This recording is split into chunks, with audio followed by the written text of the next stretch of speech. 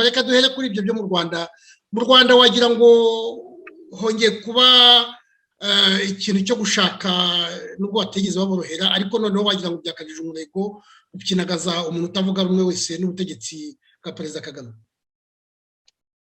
Gaspard urakoze cyane, nibyo ibi bintu bisa n'ibishobora no gutera umujinya umuntu, ariko nk'ishyaka FDI inkingi ntabwo ari ibintu bidutungura kubera ko kuva imyaka myinshi cyane kuva FPR yafata ubutegetsi kuva ahubwo yatera u Rwanda ntabwo yigeze ihagarika gukoresha iterabwoba.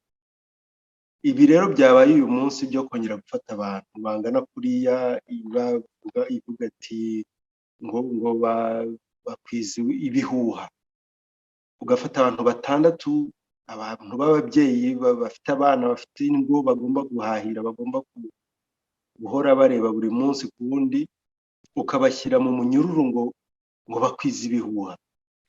Ari ukubera ko gusa bavuze bati hari ikiganiro turi bukore kivuga ku bintu byo mu Rwanda gihariwe imfungwa z'ibitekerezo, abantu bazize ibitekerezo byabo, abantu bazize kwinjira muri politiki.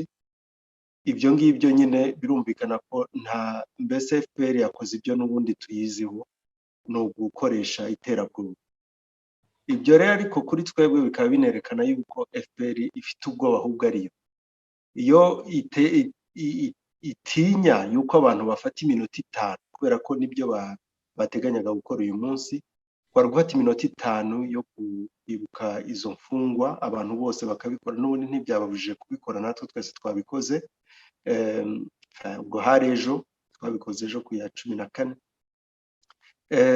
Icyo kintu kikabatera ubwoba kugera aho bafata abantu batandatu bakabajyana mu munyururu, barangiza bakanabitangaza ku mbuga nkaho ari ibintu bisanzwe. Wabonye ko isi yose yatangaye, muri make yatangaye kumva igihugu gifata abantu kikabashyira mu munyururu, abantu bari icyarimwe ngo nuko bafite ubwoba ko bakwiza ibihuha.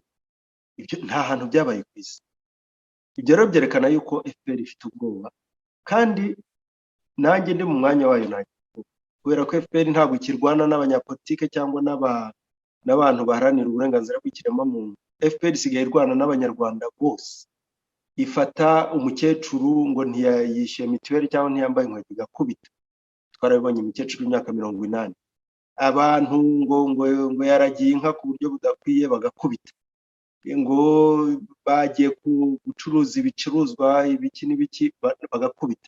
Bagafata umwana w'umukobwa bakamwambura ubusa imbere y'abantu bose bakamukubita, ngo baramujyanye, sinzi ibyo yakoze.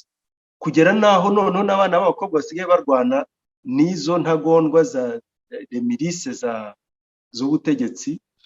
Ibyo rero byerekana yuko ntabwo FPR ntabwo ikirwana n'amashyaka, ntabwo ikirwana n'amashyirahamwe abungabunga uburenganzira bw'ikiremwamuntu, isigaye irwana n'abaturage, wirwana n'abaturage. Ibyo rero kuba ifite ubwoba, igikomye cyose igafunga. Hari ibintu nakunze kuvuga, burya nk'iyo umujura ateye ahantu akinjira mu rugo, igikomye cyose arakubita cyangwa akarasa niba afite imbunda, kubera ubwoba, kubera ko abazi ko ari kwiba. Iyo umuntu azi ko ari kwiba nyine ahorana ubwoba bwa nyira ibyo ari kwiba. Ubwo rero FPR ifite ubwoba bw'abanyarwanda.